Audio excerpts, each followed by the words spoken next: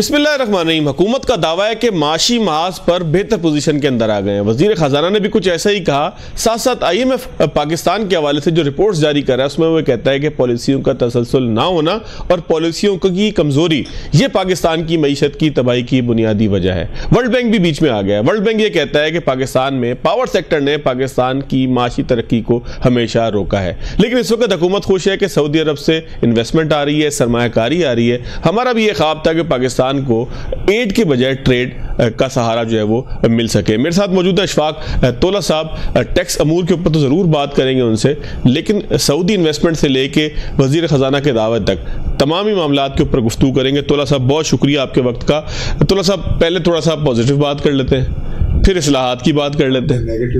Negative नहीं, फिर उसके बाद सर्जरी भी थोड़ी सी करनी होगी ना, डायसेक्शन भी करनी होगी, रियलिटी के ऊपर भी बात करनी होगी, समझना भी होगा, सीखना भी होगा। अगर पॉजिटिव होगा तो पॉजिटिव बात कर लेंगे, लेकिन जाहिर है कि दावे को जिस वक्त आप डायसेक्शन में लेकर जाते हैं टेबल पर तो कुछ ना कुछ तकलीफ तो फिर पहुंचती है ना उन दावों को।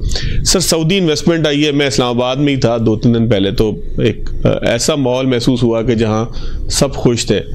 और सब खुश से मेरी मुराद ये है कि हुकूमत के जो वज़रा हैं जिससे आप बात करें तो वो किसी न किसी मसरूफियत में था कि सऊदी वफ्द आया हुआ है, लिहाजा उसके साथ मसरूफ़ है। 100-150 मिलियन डॉलर वो भी देख रहा था सर। हर बंदा जो है ना वो खुश था। 2.2 बिलियन में थे कुछ ना कुछ। अच्छा, अब सर ये बताएं कि सऊदी वफ्द आया है, ये गुफ्तन नशिस्तन बर्खास्तन एक खाने की फूड चेन यहाँ पर आ जाएगी और फिर हम वो अच्छी सी मुर्गी खा के खुश हो जाया करेंगे, या हकीकत में कुछ ऐसा हुआ है, ऐसे फायदे हुए हैं कि जिसको हम इत्मीनान का इज़हार इस सूरत में करें कि हम एड से निकल के अब ट्रेड की तरफ आ रहे हैं? देखिए, बिस्मिल्लाहिर्रहमानिर्रहीम, एड ट्रेड ये सब चीज़ें किताबी है। ठीक है। एक्चुअली देखिए, इन्वेस्टर कब आएगा? इन्वेस्टर उस वक्त आएगा जब आप उसको कंड्यूसिव एनवायरनमेंट देंगे। और कंड्यूसिव एनवायरनमेंट आप कब देते हैं? जहां पर आप इनको लॉ एंड ऑर्डर इन सब पे फैसिलिटेट करें।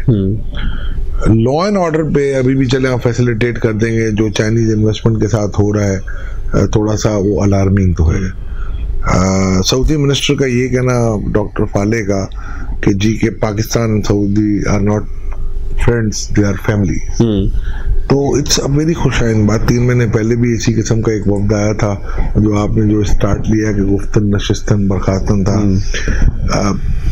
His excellency his highness Mohammed bin Salman भी आए थे, तो उन्होंने भी $100 बिलियन की हमने बातें की थी उनसे। उस वक्त 30 बिलियन की थी और फिर ये बढ़ते जो 100 तक पहुंच गए थे। अब थोड़ा सा रियलिस्टिक ये है कि $2.2 बिलियन है और उसमें सबसे ज्यादा फोकस जो है वो माइनिंग की तरफ है या टेक्नोलॉजी की तरफ है। तो अगर इन दोनों में अगर मैं देख लूँ, एजुकेशन देख लें, टेक्नोलॉजी है, माइनिंग है, यहाँ स्पेस है हमारे। सर पहले मुझे आप ये बताएं, माइनिंग की तो पुरानी बात हो गई ना, बलूचिस्तान में माइनिंग होगी, रिकॉर्डिंग निकलेगा, वो तो सर पुराने। टेक्नोलॉजी की क्या बात है, पहले वो बताएं ताकि फिर पुरानी बात भी हम कर लेते हैं। आईटी रिलेटेड सारे काफी जो सऊदी अरेबिया का अपना विजन 2030 है, उसके हवाले से वो यहाँ से कुछ कॉन्ट्रैक्ट, पाकिस्तानी फर्म्स इंटरनेशनली बहुत आगे हैं। ये तो पैसा यहाँ नहीं आ रहा, पैसा तो कहीं बाहर उनका रहता है अल्हम्दुलिल्लाह। तो वो यहाँ पर अगर जिस दिन ईमानदारी से काम करेगा, आपका करंट अकाउंट डेफिसिट IMF सब घर चले जाएंगे। ठीक है, तो वो आपको संजीदा लगता है टेक्नोलॉजी के अंदर सऊदी और पाकिस्तान का रिलेशन? जी, मुझे लग रहा है इसमें। और दूसरी बात ये है कि एजुकेशन साइड पे भी वो आना चाह रहे हैं। दूसरा एग्रीकल्चर साइड SIFC के साथ वो भी मुझे। एजुकेशन देंगे कि लेंगे? नहीं सर, हमारी अल्लाह का शुक्र है ऐसी इतने बुरे हालात नहीं हायर एजुकेशन में। हम सारे डॉक्टर्स हमारे यहाँ से जाते हैं, दुनिया भर में जाते हैं। चार्टर्ड अकाउंटेंट आपके 400 क्वालिफाई हमने किए, लास्ट टाइम मिल नहीं रहे हमें यहाँ पर सारे माशाल्लाह। सऊदी यही मार्केट सबसे बड़ी है, UAE सऊदी यही सारी बड़ी बात। फिर हम रोएंगे तो नहीं कि ब्रेन ड्रेन हो गया? देखिए, ब्रेन ड्रेन पाकिस्तान में आज भी स्किल्ड लेबर आपको नहीं मिलती है। अनस्किल्ड लेबर जितनी चाहिए आपको मिल जाएगी, बट स्किल्ड लेबर नहीं मिलती है। तो ब्रेन ड्रेन का मतलब यही होता है एम्प्लॉयमेंट अपॉर्चुनिटी हम उनके लिए क्रिएट कर रहे होते हैं जिनको हमें सिखाना है। ठीक है। बट अनफॉर्चुनेटली हमारा एजुकेशन सिस्टम इतना रोबोस्ट नहीं है कि वो क्वालिटी के प्रोफेशनल्स निकाल सके, सिवाय चंद प्रोफेशंस के, जैसे चार्टर्ड अकाउंटेंसी है, आपकी इंजीनियरिंग है, डॉक्टर है, ICM है, MBA है, they are up to mark. But अल्हम्दुलिल्लाह जिस प्रोफेशन से मैं हूँ वो we are second to none in the world. तो हम तो बड़े बबांगो धौल कहते हैं। तो थोड़ा सा हम ये कह सकते हैं कि अब की दफ़ा जो सऊदी अरब आया है उसके पास कुछ ऐसी चीज़ें हैं कि जिससे हमारी मईशत को लॉन्ग टर्म में फ़ायदा होगा, हमें कुछ हासिल हो जाएगा, तो पाकिस्तान के लोग एडजस्ट हो जाएंगे। पाकिस्तान में जिस तरह से माइनिंग की बात हो रही है वो कॉपर की, तो वो जो है वो ठीक तरीके से उसके ऊपर वो but it is contingent upon कि आपको लॉ एंड ऑर्डर को ठीक करना पड़ेगा और दूसरा आपके जो लॉस को ठीक करना पड़ेगा। जिस तरीके से आपने ये जो 36 दुकानें खोल के बैठ जाते हैं ना कि इधर भी जाओ परमिशन लो, उधर भी जाओ परमिशन लो। आज सर SIFC के बाद ये हल नहीं हो गया था इन जैसे इन्वेस्टर्स नहीं हो रहा। आप मुझे बताएं ना कहाँ हो रहा है। आप मुझे बताएं ना टैक्सेशन की पॉलिसीज आपकी डे इन डे आउट उन लोगों के हाथ में अगर हम पॉलिसीज रखेंगे कि जिनको उतना अबूर नहीं है तो ये थोड़े से पिटफॉल्स तो आएंगे। बट अब उसको कैसे सरकमवेंट करना है ये प्राइम मिनिस्टर साहब मेरे ख्याल अब तो उनका तजर्बा हो चुका है, पहले भी 1 साल रह चुके थे और अब दोबारा आए हैं, तो अब हमें एडमिनिस्ट्रेटिव मोड से हट के पॉलिसी मोड में जाना पड़ा। सर ये तो हो गई सऊदी इन्वेस्टमेंट, तो मजीद इस तरह की इन्वेस्टमेंट्स दोस्त ममालिक जिसमें से अरब ममालिक की जब हम बात करते हैं तो फिर सुनते ही है कि UAE भी आएगा, कतर भी आएगा, बाकी लोग भी आएंगे, फूड और जो इससे मुतालिक चीज़ें एग्रीकल्चर उनके ऊपर भी इन्वेस्टमेंट होगी। तो ये रास्ता आप समझ रहे हैं आपके खुलेगा? खुल सकता है। आपके पास 9.3 मिलियन हेक्टेयर अनकल्टिवेबल लैंड है अभी, तो which is almost 40% of what you are cultivating right now. 166-33 आपके पास मौजूद है, मजीद गुंजाइश है। तो आप give them the solutions, they are investors यार। आप मुझे बताओ, आप भी कहीं बैंक में जाते हो, आपको अगर गया तो कोई स्टॉक मार्केट में शेयर लेना होता तो आप पहले उसकी ड्यू डिलिजेंस करते हो। तो उनको ड्यू डिलिजेंस करने दो, वो आएंगे। आप उनको ऐसी चार्मिंग पॉलिसीज दो कि यस वो आए। सर आपने पॉलिसीज की बात की तो अब मैं ये समझ सकता हूँ देखिए ना, एक पहला पत्थर जब तालाब में फेंका जाता है या पहला जो बारिश का कतरा होता है वो नवीद सुनाता है कि मजीद बारिश अब होगी, तो मैं इसको नवीद समझ सकता हूँ सर सऊदी इन्वेस्टमेंट को। आप नवीद मुसरत मत समझ लीजिएगा, नवीद की हद तक तो ठीक है। मुसरत फिर लगा लेंगे, आखिर मुसरत भी हो जाएगी। बहुत सारे 4-5 शादियां ना करनी पड़े आपको। तो मेरे ख्याल से ये देखें, ये हमारा चल रहा है सालों से। CPEC आया तो हम फूले नहीं समा रहे थे, तो मोहम्मद बिन सलमान आया। मैं कहना नहीं चाह रहा था सर, CPEC का मैं रेफरेंस आपको देना चाह रहा था। रेफरेंस की बात नहीं होती है, आपको प्रैक्टिकलिटी। लेकिन मैं यही समझना चाह रहा हूँ, मुझे एक बात जिस तरह से हम शादियाने बजाते रहे हैं माजी में, तो आज अगर शादियाना मैं बजाऊं तो क्या मैं समझ सकता हूँ कि उसका मौका आ गया है? नहीं, मैं नहीं समझता। जब तक आपकी प्रैक्टिस, ये MOU है। MOU is merely exchanging of visiting cards. अब आप इसकी इम्प्लीमेंटेशन कराएं, साइन कराएं, सब बैठ के सब कुछ हो। इससे पहले पाकिस्तानी डेलीगेशन गया था सऊदी अरेबिया 2018-19 में और बड़े लेवल पे गए थे और बड़ी बातें हुई थी, रिजल्ट वो 0/0।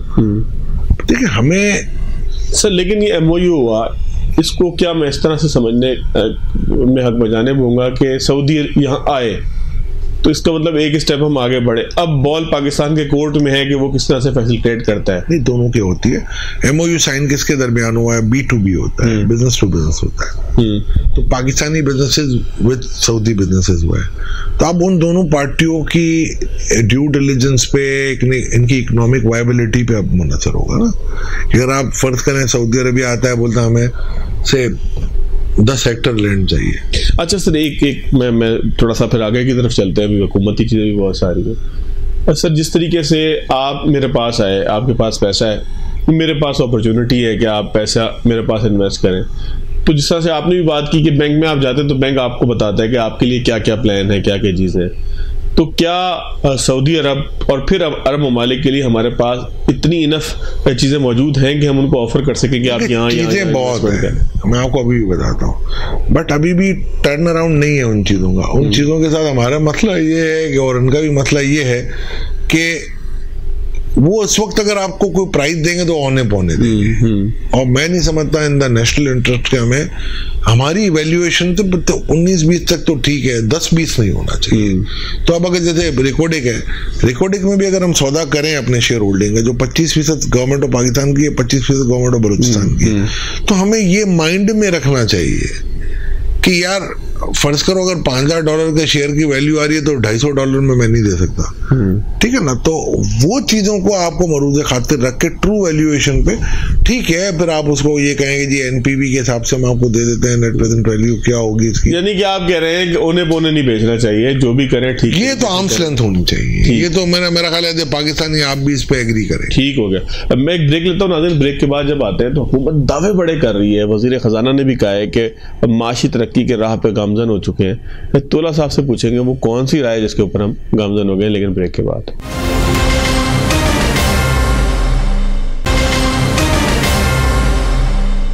ब्रेक के बाद खुशामदीद। अशफाक तोला साहब मेरे साथ मौजूद है। तोला साहब, हमने सऊदी इन्वेस्टमेंट की बात कर ली, अच्छी बात तो हो गई ना सर। ये जो दावा कर रहे हैं औरंगजेब साहब, हमारे जो वजीर ख़जाना हैं, साबिक बैंकर हैं, ये दावा किस हद तक वैलिड है? क्योंकि लोग अभी भी ये सवाल कर रहे हैं कि यार हमें तो ज़रूरत ज़िंदगी की अशिया जो है वो महंगी मिल रही हैं। अगर पेट्रोल की कमी हो रही है तो सुना है कोई एक नया मंसूबा आ गया है कि जिसके तहत कोई एडजस्टमेंट डलेगी पेट्रोलियम मसनूआत के ऊपर, लोगों को फ़ायदा ना पहुंच जाए अगर आलमी मार्केट में कम हो। कोई सुना है ऐसा मार्केट में फार्मूला गर्दिश कर रहा है। तो ये कौन से फिगर देंगे जिसकी बुनियाद पे हुकूमत ये दावा कर रही है कि मईशत बेहतर हो रही है? देखिए, बेहतरी के सिम्टम्स क्या होते हैं कि अफरात दर में कमी आ जाए। कमी से मुराद ये नहीं होती, उसकी तेजी की रफ्तार में कमी आ जाए। हाँ ठीक है। यानी अगर पिछले साल 32% अगर बढ़ रही थी तो साल कर 7% बढ़ रही है। यानी कि 120 से गाड़ी चल जाए अगर 100 में तो हम कहेंगे सुस्त हो गई, हल्की चल रही है। नहीं, देखिए फर्ज करें अगर 100 रुपए पिछले साल एक चीज की कीमत थी और वो 132 हो गई थी, तो अब वो 138 पे आके रुक गई है कि 6, 6.5 या 139 पे रुक गई है। ये नहीं है कि 132 से कोई 100 पे फिर आ गई। तो महंगाई के इजाफे की रफ्तार में कमी वाकई हुई। और उसकी एक बेसिक वजह ये है जो मैं अक्सर मीडिया पे कहता हूँ कि करेंसी का ठहराव है। लास्ट ईयर हमारा 160 या 180 से लेके 290 तक गया था, और उसकी वजह से आपके 22 से 26% इन्फ्लेशन बढ़ी थी करेंसी की वजह से। वो रुक गई, वो तो वहां से खत्म हो गई। सर करेंसी के ऊपर जरा तफसील से मुझे बताइएगा, क्योंकि पहले जो आपने आज तक दावे किए हैं या प्रेडिक्शंस किए हैं वो काफी हद तक ठीक रही हैं। काफी हद तक नहीं, 100% ठीक। पहले जरा हम जरा ये एक दफा इस पर की बात कर लें। सर शरह सूद भी कम हो रहा है और होगा ना। देखिए आपका कोर इन्फ्लेशन कम हो रहा है, जाहिर बात है। आपका जब इन्फ्लेशन 22% वहां से मैं माइनस कर दूंगा तो अब अगर 31 था या चले 38 था तो 18 रह गया। फिर पेट्रोल की इंटरनेशनल प्राइसेस कम हुई हैं तो उसकी इम्पैक्ट आ रही है। उसकी वजह से आपकी इलेक्ट्रिसिटी की एडजस्टमेंट नहीं हो रही है, उसके इम्पैक्ट आ रहे हैं। आपकी वीट अच्छी हुई है, आपकी कॉटन अच्छी हुई है, आपके इंपोर्ट्स कम हो रहे हैं, आपकी शुगर अच्छी हुई है तो आपको इंपोर्ट नहीं करनी पड़ी है, तो वो जो कॉस्ट ऐड होती है वो कम हो रही है। कि ये सारी चीज़ों की वजह से अफरात दर में कमी आई है। तो अगर कमी आई है तो उसका मतलब है कि आपका कोर इन्फ्लेशन कम हो रहा है। कोर इन्फ्लेशन कम होगा सर, ये बहुत पॉजिटिव इम्पैक्ट आ गया है, मईशत चल पड़ी है, हालात ठीक हो गए हैं, या ये आर्जी है? नहीं, आर्जी नहीं है। देखिए ये उसूल है, एक सुपर साइकिल आती है।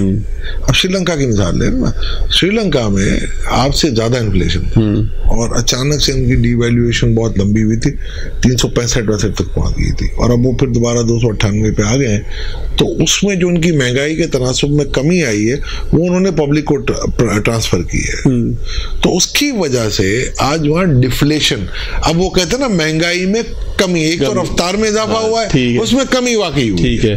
तो अगर पिछले साल अगर 100 रुपए की चीज 132 की थी तो अब वो 131 की हो गई है। तो देयर यू कैन से कमी आई है। तो हम इसलिए उस एंगल को नहीं पूरा कर पा रहे कि स्टिल हमारी करेंसी में अभी भी 8% इन्फ्लेशन एक्सेस है। ये करेंसी आपकी अगर 235 की होनी चाहिए तो आप अभी भी 277 278 के रेंज में घूम रहे हो। तो 42 रुपए का फर्क है। अगर 42 रुपए का फर्क मैं निकाल दूं तो 8% इन्फ्लेशन मिनिमम है। सर ये फर्क निकालेगा कौन, कैसे निकलेगा? मैंने बताया है, प्राइम मिनिस्टर एग्री करके कह चुके हैं कि 240 तक तो करते क्यों नहीं है? किसी को फायदा हो रहा है ये ना? देखिए आपने आज वर्ल्ड IMF की भी रिपोर्ट जो छपी है, आज कल छपी थी, जो आपने देखी होगी, उसमें उन्होंने जो बातें लिखी हैं मैं नहीं समझता कि कोई एक गैरतमंद कौम के तौर पे हमें ये एक्सेप्ट करनी चाहिए, और मैं इसीलिए खिलाफ होता हूँ उनके। बहुत अच्छे माहौल में नहीं जब निकालते हैं तो फिर कहते हैं सिक्योरिटी थ्रेट था, ये फिर एक इशू भी थे। हाँ। देखिए ना, मैं तो आज भी कहता हूँ हॉट मनी का फॉरेंसिक ऑडिट होना चाहिए भाई, टर्फ का फॉरेंसिक ऑडिट भाई। यू कैन नॉट एस्केप और can not take refuge behind कि जी कॉन्फिडेंशियलिटी है। किस चीज की कॉन्फिडेंशियलिटी है? अगर मेरे मुल्क को कोई लूट ले और उसको मैं एक्सपोज करना चाहूं तो कॉन्फिडेंशियलिटी की आड़ में रुक जाएगा। सर वही बात अब दोबारा आ गई। इस डॉलर को 240, 42, 45 जो भी आप रेट बता रहे हैं, 250 है कर लें, 250 से 274, 72 तक का जो सफर है, ये तय करने से कौन रोक रहा है? सर देखिए, आप मुझे एक बात बताएं। आज आप एक मिनट, आप नेम ना दें, मैं ये नहीं कहता कि आप करें। मेरा ख्याल है जिम्मेदार है, हुकूमती वज़रा जिम्मेदार हैं, इसमें बैठे कुछ मखसूस लोग जिम्मेदार हैं, कोई आउटसाइडर ऐसा है, यानी कि IMF और RAM आपको कहीं पर जो है वो सारे यही है, मिला जुला प्रोग्राम है, ये मिला जुला प्रोग्राम है। और इसका मकसद क्या? कुछ ये है, तेरे सुर और मेरे गीत भी है।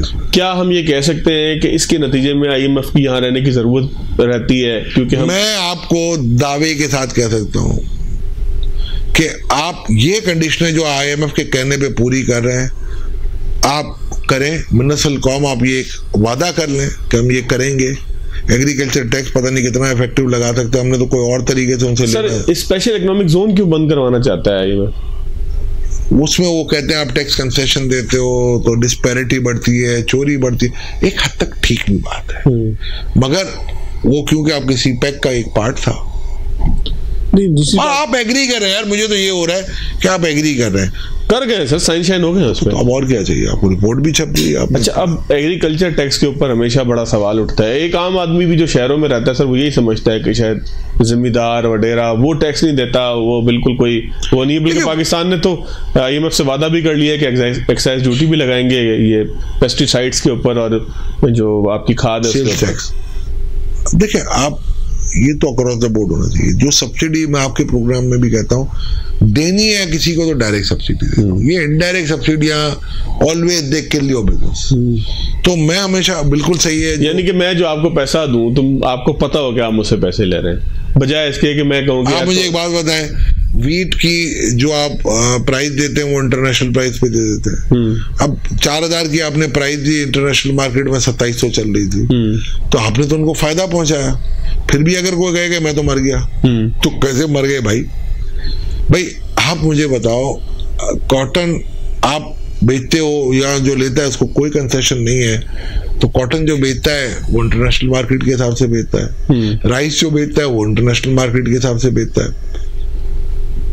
वीट में क्यों सपोर्ट प्राइस देनी है? शुगर केन में क्यों सपोर्ट प्राइस देनी है? आज इंटरनेशनल मार्केट के हिसाब से आपकी भी रेट चल रही है। आज अगर मैं CF लंदन 5 को देखूं तो 165 रुपए पर केजी पड़ेगा। सर अब इसको क्लोज करते हैं। ज़राअत पर टैक्स बड़ा पुराना मुतालबा था, IMF ने भी उसको जो है वो, अब उन्होंने कहा ना, पहले जनवरी की बात हो रही थी, अब उन्होंने कहा जून 25 से हम लगाएंगे। लेट अस सी कि वो पॉलिसी क्या है। ये सूबों का चैप्टर है आइन के हिसाब से, और सूबे कभी अपना ये चैप्टर नहीं बंद करेंगे, उनके अपने इशू होते हैं। मैंने इनको कहा था कि सूबाई रेवेन्यू अथॉरिटीज को देते हैं, जैसे FBR के PRA SRB, मगर वो रेवेन्यू डिपार्टमेंट तक रखते हैं जो बिल्कुल मास्क होती है। तो ये नहीं चलेगा, आपको दिखाना पड़ेगा, डेमोन्स्ट्रेट करना पड़ेगा। ठीक है, 2-4 साल इससे कोई महंगाई तो नहीं आएगी कि सब्जी महंगी हो जाए? डायरेक्ट टैक्स है ना यार, आप तनख्वाह लेते हैं सर। लेकिन पाकिस्तान में तोला साहब, आप खुद जाहिर है टैक्सेशन आप सब बाहर नहीं है समझ से बात। सर पाकिस्तान में आम तौर पे तरीका ही है कि मुझ पर टैक्स लगेगा, मैं आगे मुंतकिल कर दूंगा। अपनी कमाई में से कोई देना नहीं चाहता, सिवाय तनख्वाहदार तो मजबूर है ना कि उसकी तनख्वाह में से आप नहीं। अभी तो एक और भी चल रहा है आजकल, तो बैंकों पे भी कंसेशन होने वाला है। अच्छा, कंसेशन था, वो बड़ी मुश्किलों से खत्म कराया था बजट में, बट अब सुना है, अल्लाह करे ना हो मैं गलत हूँ, मैं तो ये चाह रहा हूँ मैं गलत हूँ, कि फिर एक लॉबी उठी है कि जो एडवांस टू डिपॉजिट रेशियो का टैक्स है उसको खत्म किया जाए। उसमें ये मैं आपको बता देता हूँ कि अगर अप टू 40% अगर आपने एडवांसेस दिए डिपॉजिट के, अगर डिपॉजिट आपकी 100 रुपए है और अगर आपने 30-35 या अप टू 39.99 दिए हैं तो आपका टैक्स रेट है 55%। ठीक। और अगर आपने 40 यानी 40.01 से लेके 49.99% तक दे रहे हैं तो आपका टैक्स है 49%। ठीक। और अगर आपने 50% से अबव दिया तो 39%, जो कि बैंकों का नॉर्मल रेट है। अब कुछ बैंकों को ये तकलीफ है बिकॉज उन्होंने ज्यादातर मार्केट में एडवांस नहीं दिया, गवर्नमेंट डिपॉजिट में लगा दिया। तो फवाद, अब वो उनके ऊपर जो मेरी कैलकुलेशन कहती है, मैं इस पर तो सर फिर औरंगजेब साहब के ऊपर जो इल्जाम लगता था कि वो बैंकों पे मेहरबानियां करेंगे, जी वो होने वाली थी। मैं आपको स्टोरियां दे सकता हूँ, ये लिखी हुई स्टोरियां हैं शहबाज राणा साहब की, आखिरी दिनों में बजट के, ये बाकायदा प्राइम मिनिस्टर साहब इंटरवीन कर गए, इसाक डार साहब ने इंटरवीन किया, आज चीमा ने इंटरवीन किया है। मैं एक ब्रेक ले लूं, थोड़ा सा ब्रेक लेते हैं तो नाज़रीन जरा टैक्सेशन के ऊपर भी बात करते हैं, क्योंकि चेयरमैन एफबीआर कल गालिबन मौजूद थे औरंगजेब साहब के साथ और उन्होंने और भी बहुत सी बातें की, लेकिन एक बड़ी अहम बात उन्होंने की कि टैक्स जो नहीं देगा या फाइलर ने जो नहीं होगा वो नॉर्मल बैंकिंग अकाउंट नहीं चला सकेगा, म्यूचुअल फंड में इन्वेस्टमेंट नहीं कर सकेगा, पहले कहे थे ट्रैवलिंग के ऊपर भी बैन होगा, उसका क्या बनेगा, गाड़ी नहीं खरीद सकेगा। तो जो सब कुछ नहीं खरीद सकेगा तो उसके इंसानी हकूक किधर जाएंगे? ब्रेक के बाद।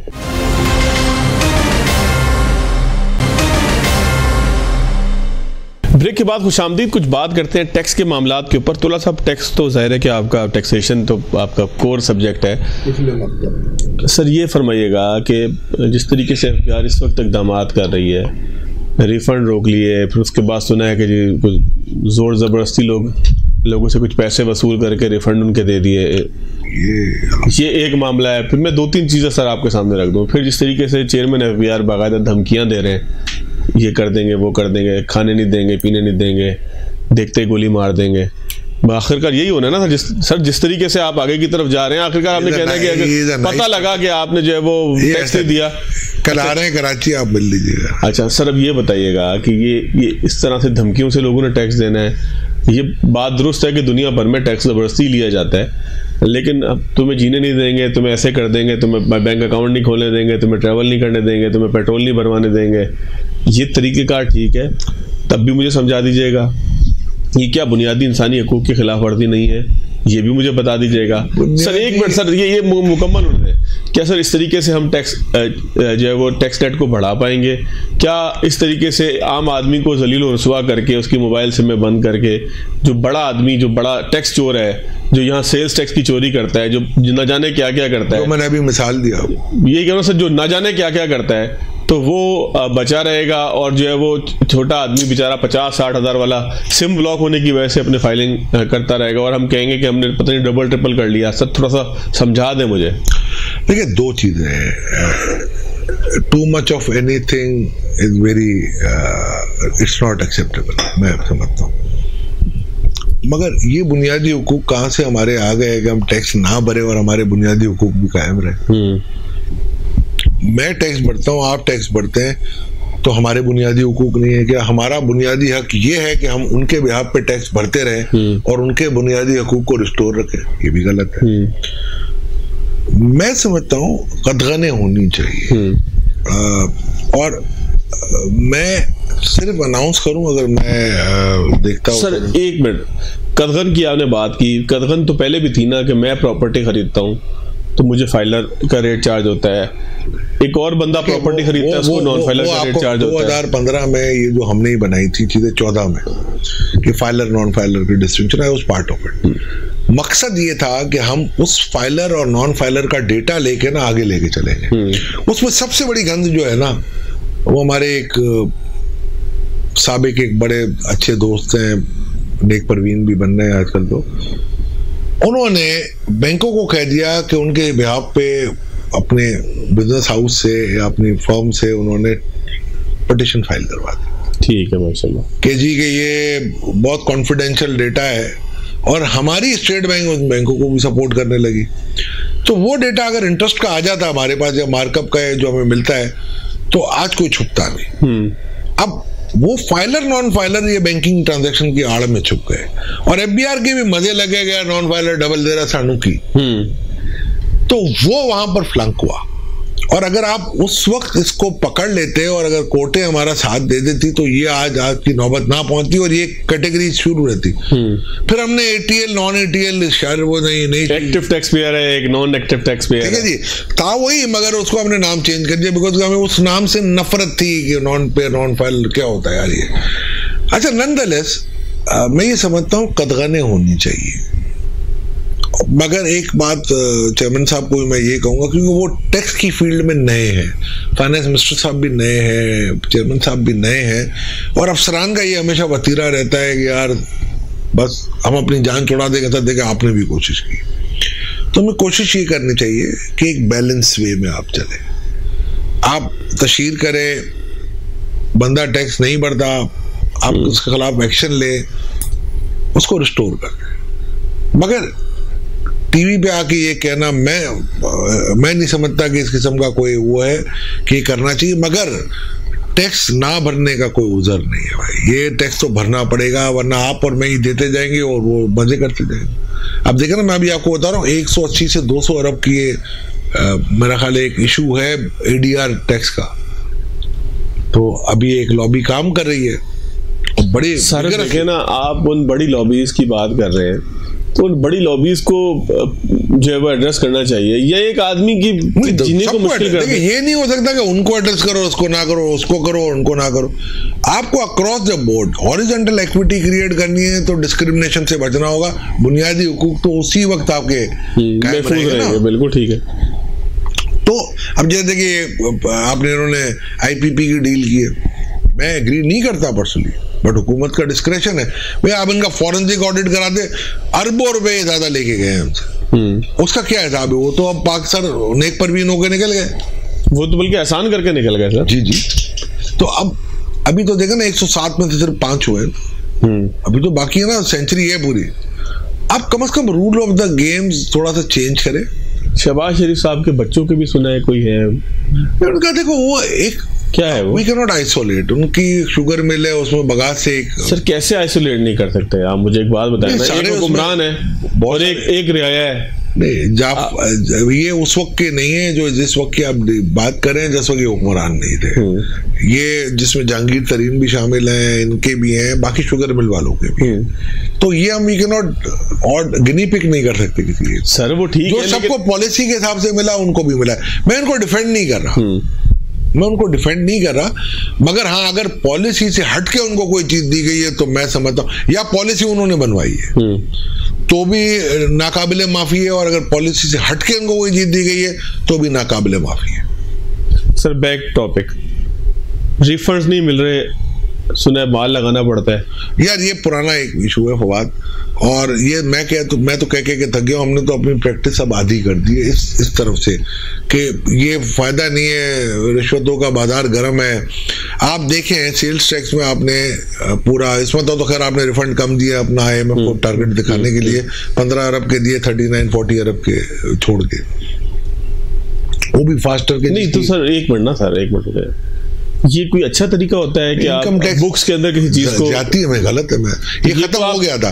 ये PTI के दौर में एक चेयरमैन आए थे डॉक्टर अशफाक, उन्होंने इस चीज को पूरा खत्म कर दिया था। एडवांस नहीं लेते थे वो, ना वो रिफंड रोकते थे, हाँ जेन्युइनली वो वेरीफाई। अब इनकम टैक्स में ये उधर क्या लेते हैं कि जी उसमें बहुत सारे और भी कॉम्प्लिकेशन है और ये फास्टर की तरह नहीं होता, उधर ये सारा मामला चल रहा। मैं कहता हूँ आज मैंने इनको कहा है, चेयरमैन को भी कहा है, उनके मेंबर ऑपरेशन को भी कहा है कि आप एक काम करें, हमने 10, 15, 20 लोग ऐसे भी हैं जो कि माशाल्लाह उनके तिलस्माती उनके कारनामे होते हैं, और वो जिस चीज को हाथ लगाते हैं वो जो है ना क्या कहते हैं, बोतल से जिन निकलता है और उनका काम हो जाता है। तो वो बोतल का जिन क्या है हमें भी पता चल जाता है कि हम भी वो बोतल और जिन पाल लें। अब ये क्लियर है। अब खैर हमने तो इस काम में आज तक अल्लाह का शुक्र है प्रैक्टिस मेरी तो सबके सामने है, तो रेट चल रहे हैं 10-15 और अब तो रेस लगी हुई है। अच्छा, अब तो थोड़े डिस्काउंट भी। अच्छा सर ये फरमाएं कि पूरा जो इस वक्त सिचुएशन है उसमें चेयरमैन SBR ने एक और बात की कि ऑडिट कैपेसिटी भी हम बढ़ाएंगे। जी उन्होंने कहा है कि हम जो आप जैसे हमारे मेहरबान दोस्त हैं, नहीं मैंने इनको ये बात, दुकानें चल पड़ेंगी? नहीं, मैं आपको, दुकानें तो चल पड़ेंगी, मुझे इसका खतरा है। मुझे लास्ट ईयर भी ये कहा गया था कि हम, शौकत तरीन साहब ने भी कहा कि मैं ऑडिट आउटसोर्स कर रहा हूँ ये, मैंने कहा सर मत कीजिएगा, क्योंकि आप ही थे जब 2009 में ही हमने किया था। एक तो क्लैश होता है FBR के ऑडिट अफसरों का और ये ऑडिट फर्म्स का। इससे बेहतर ये है कि आप एक ऑडिट अथॉरिटी बना दें जिसमें आप फुल टाइम इंगेज कर लें और ऑडिट फंक्शन को FBR से निकाल दें, जैसे तुर्किया में यही है, ठीक है, कि एक स्टेज तक ऑडिट अथॉरिटी, रेवेन्यू अथॉरिटी देखती है और अगर उनसे ऊपर जाता है तो वो ऑडिट अथॉरिटी के पास जाती है, and then they pursue the process. इस तरीके से लीगल साइड पे भी मैंने इनको कहा है कि इनके जो DR आते हैं ना, माशाल्लाह वो उनकी जो परफॉर्मेंस हम देखते हैं, उनके 100 फाइलें तो बेचारे का कसूर ही नहीं होता, बोलते यार मुझे क्या पता कि ये क्या है। बट एंड में क्या हो रहा होता है कि ये परफॉर्मेंस सामने, अगर सर ये AI बेस नहीं हो सकती? जी वो मेरी रिपोर्ट में लिखा है कि आपके जितने भी रिटर्न है ना, आप सिस्टम में डाले, सिस्टम से ही जाते हैं ना, तो AI निकाल के दे देगी और फिर आप उसको मार्क करके रैंडमली किसी ऑफिसर को दे दें। बिल्कुल, जैसे GD के भी ये जो बात कर रहे थे कि जी हम ये करेंगे, अप्रेजर को हटा देंगे, ये रिपोर्ट में लिखा हमारा। ये फ्यूचर में आपको होता हुआ लग रहा है पाकिस्तान सर में? मैं आप रिटर्न फाइल करेंगे, उसके ऊपर एक कंप्यूटर काम करेगा, वो बताएगा कि 2 महीने दे, मैं कर देता हूँ, तीसरा महीना नहीं चाहिए, 2 महीने दें, प्राल की टीम को दें मेरे साथ, 2 महीने में ये आपको मैं करके दिखा देता हूँ। और बोलिए। इसका मतलब ये है कि ऑडिट में ट्रांसपेरेंसी आ सकती है? ऑडिट में नहीं, आपको ऑडिट की बहुत सारी जगहों पे जरूरत ही नहीं पड़ेगी। अगर AI बेस्ड आप करते हैं तो आप इंडिया में देख लीजिए उठा के, भाई 3 मरतबा अपवर्ड टारगेट रिवाइज हुआ है 3 मरतबा यार 3 साल में, क्योंकि AI से कनेक्टेड था। उसके बाद जाता था कि माशाल्लाह आपने इतनी क्रेडिट कार्ड की ट्रांजेक्शन कर ली है, तो अगले की भी हालत खराब होती थी। ऐसा थोड़ा सा अब क्लोज करना है ना हमने, तो वही सबसे अहम बात FBR ही है। इस्लाहात की हमने हमेशा बात की, तो अब आप ये कह सकते हैं कि हम इस्लाहात की तरफ जा रहे हैं? ठीक है, सारी इस्लाहात मुमकिन है कि ना हो। देखिए, आपने जो रिपोर्ट बनाई है मैकेंजी से, बड़े मादरत के साथ कहता हूँ, उनको इंटरनेशनल एक्सपोजर बहुत होगा, बड़ी दुनिया की नामिकरा, और पाकिस्तान की टैक्सेशन कुछ और है। ये जो आज आपने बात की, जो कल परसों जो 2 दिन पहले चेयरमैन साहब ने गोशगुजारी की और जो हमारे मोहतरम फाइनेंस मिनिस्टर साहब ने की, मैं समझता हूँ कि ऐसी चीज़ें पहले भी हो चुकी हैं मगर रिजल्ट नहीं आते। आपने क्या ताजिर 2 स्कीम कितने आए ताजिर? पता नहीं, 40 लाख ताजिर मुझसे एग्री करके गए थे कि 1% कर लो, क्यों नहीं कहा आपने, आपको बजट में डाल देना चाहिए। इस साल आपने बजट में डाला लूला लंगड़ा करके उसको। बाकी सर आपको ये जरूरी नहीं है स्टिक लेके, थोड़ा सा तो हम अब कह सकते हैं ना कि कम से कम चीजें पहले से बेहतर हैं, स्पीडी है। देखिए, बेहतर तो वैसे ही होती रहेंगी, जैसे जैसे आप IT की तरफ जाते जाओगे बेहतर होती जाएगी। कस्टम में काफी बेहतरी है, बट कस्टम में जो सबसे बड़ा जो गुनाह है ना, वो अप्रेजर है। मैं आपको बताऊं, अक्सर जब हम बैठते थे किसी जगह, आपको भी पता है, तो वहां पर एक ही बात आती थी हमें, जो आती थी ना, सर सिफारिश आई है, गरीब का बच्चा है, उसको अप्रेजर लगना। भाई गरीब के बच्चे को अप्रेजर ही क्यों लगना है? क्योंकि भाई वहां अमीर होना है ना गरीब के बच्चे को। ये वैसे बड़ा मजेदार काम नहीं। देखिए, ये तो पाकिस्तान गुर्बत खत्म करने का बहुत अच्छा तरीका नहीं है। पाकिस्तान में ये जो है ना, बुनियादी हुकूक में आपकी तरह वो शामिल हो जाएगा इसमें कि जी मेरा भी बुनियादी हक है कि अप्रेजर लगूं। तो साहब, अब इसको हम क्लोज करते हैं आज के प्रोग्राम को, आखिरी 30 सेकंड है। मजमूई तौर पर अगर सूरत हाल देखें, मैं ये नहीं कहता कि बहुत कोई इस्लाहात की तरफ बड़ा कदम चला गया, लेकिन कम से कम ये कह सकते हैं कि निस्बतन इत्मीनान बख्श सूरत हाल बिल्कुल हो गया है। इसकी वजह ये है कि आपकी करेंसी स्टेबल है। जिस दिन आपने एडवेंचर किया है इंपोर्ट खोलने का, और जो हमारे IMF को देखिए, आप हमेशा देखिए, जो भी वो हमें एनालिसिस देते हैं ना अपने प्रोजेक्शन को, हर 3 महीने बाद चेंज कर देते हैं। उन बेचारों को खुद को पता नहीं होता। ये भी PhD कोई यूनिवर्सिटी से ही किया है ना, और इनका भी एक कोटा, इन्होंने भी वही किताबें पढ़ी हैं जो हमारे, उनका भी कोटा सिस्टम है। वो ईस्ट यूरोप से भी आते हैं, तो मेरे जैसे भी होंगे ना मुन्ना भाई भी कुछ। ठीक है सर, बहुत शुक्रिया अतुल्ला साहब। नाज़रीन, प्रोग्राम में बड़ी तफसीली गुफ्तगू हुई उन तमाम मामलात पे जो पाकिस्तान की मईशत से जुड़े हैं। आज के प्रोग्राम से इतना ही इजाज़त दीजिएगा। अल्लाह हाफ़िज़।